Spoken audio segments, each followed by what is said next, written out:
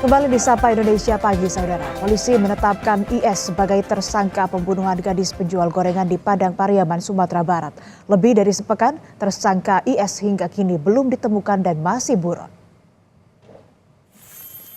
Tersangka IS merupakan warga kampung tetangga dari kampung korban. Penetapan tersangka IS berdasarkan fakta dan barang bukti yang ditemukan di lapangan. Meski telah ditetapkan sebagai tersangka, IS hingga kini belum ditangkap.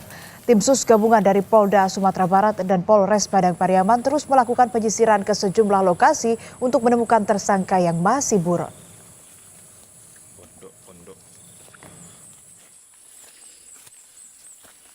Melakukan penyelidikan yang intensif dan dari keterangan saksi dan fakta-fakta di lapangan untuk terduga pelaku inisial IS sudah bisa kami tetapkan sebagai tersangka.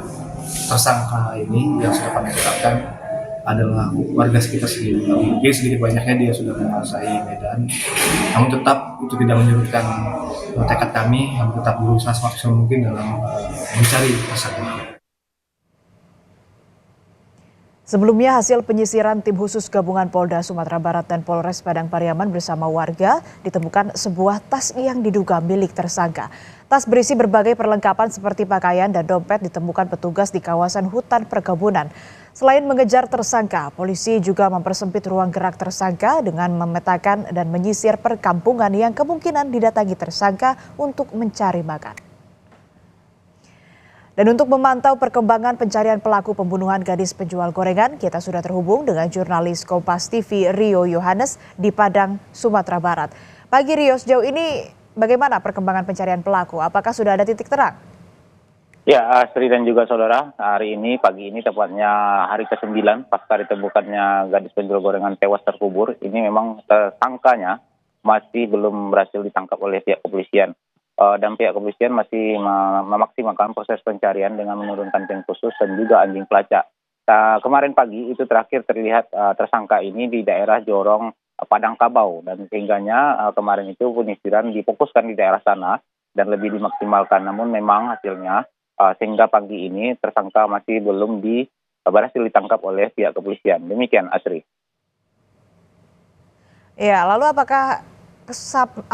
saja kesulitan polisi sampai lama mengungkap kasus ini? Apa kendalanya, Rio? Ya, Asri, untuk tersangka sendiri merupakan warga kampung sebelah dari kampung korban. Ini dia juga merupakan pribumi asli, yang mana dia menguasai Medan, dan dia juga merupakan komunitas atau tergabung juga dalam orang-orang yang hobi berburu, sehingga dia sering keluar masuk hutan setiap minggunya untuk berburu babi dengan membawa anjing pemburu. Nah, sehingga itulah yang membuat dia tersangka ini sangat memahami Medan, terutama kawasan-kawasan hutan. Ini membuat dia mengetahui titik-titik di mana bisa bersembunyi dari kejaran pihak kepolisian.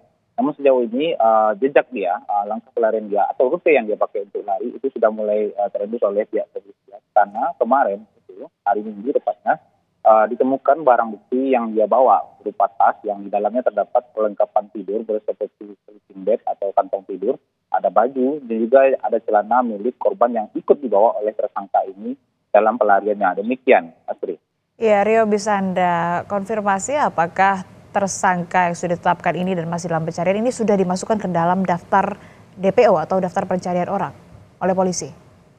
Ya, sejauh ini hingga pagi ini dari konfirmasi terakhir saya dengan Polres Padang Pariaman, itu si Humas Polres Padang Pariaman itu mencatatkan bahwasanya hingga saat ini IS 26 tahun ini masih ditetapkan sebagai tersangka tapi belum diterbitkan DPO-nya karena memang tim di lapangan masih memaksimalkan dan dia sudah tahu titik pelariannya. Demikian, Asri.